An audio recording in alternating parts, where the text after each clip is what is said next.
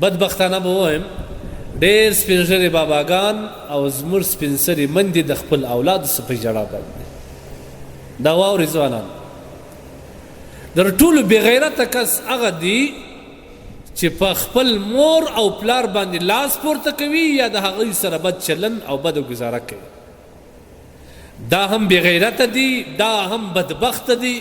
دا هم د دنیا و آخرت ذلیله کس دی دا هم بیا په آخرت کې د جنت بوی هم ولاکه د سږمو کې ډېر انسانان دا سته تاسو باور دا سوشل میډیا زه دې ته هم که عذاب دی یو قسم نعمت هم دی انسان ډېر لوی عبرت ځینې اخیستی ډېرې واقعات یې موږ ویل دي چې زوی راولړ سوی دی پلار یې وژلی زوی راولړ سوی دی مور یې وژلې ده زموږ ستاسو په دې علاقه کې پروش کال 2 کاله کال مې کېږي دا پیښه سوې ده پلار بچي ته وایي چې زوی لږ ځان د شریعت مطابق جوړ کړه ته پلانکي او د پلانکي سره مه ګرځه دی ځینې ننوځي تو پنچه راایخي په دا خبره باندې پلار وژني څومره لویه بدبخته در تا لوی بدبخته او در تا ذلیله په دنیا کې نسته چې ستا د مردار لاس څخه ستا پلار ژوند د لاسه ورکړي هغه پلار چې ته یې دغه لاس دغه حال ته په کوم حالت کې را رسولی نن تا د پلار سره کوم سلوک ستا د مور سره کوم سلوک روان نن ستا مور په کور کې په سرو اوښکو ناسته ده ته به شادي کوې زما دې په خدای قسم وي چې کله ته سپین ږیری سې یا ستا مېرمن سپین سری سي د دې 2 چنده به الله ستاسو سره کوي دا قرض دی دا پور دی دا نه پاتې علماو یو واقعه لیکلې ده ما د ټول من د واقعې د انسان دپاره د عبرت لوی ذریعه ده یو سړي پلار اخیستي پیشاک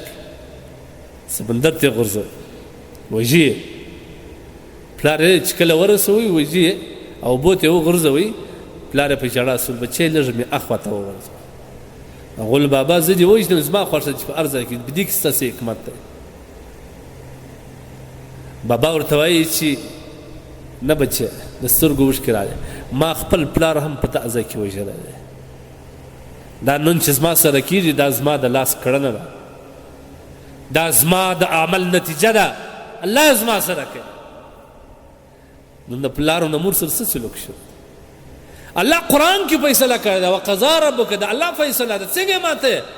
الله تعبدوا الا اياه وبالوالدين احسانا د مور پلار سره ښه سلوک وکړه ښېګڼه وکړه احسان ورسره وکړه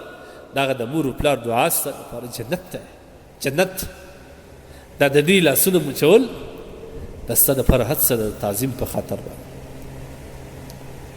دا ډېره نیکبختي ده دا ډېره نیکبختي ده دا ډېره نیکبختي ده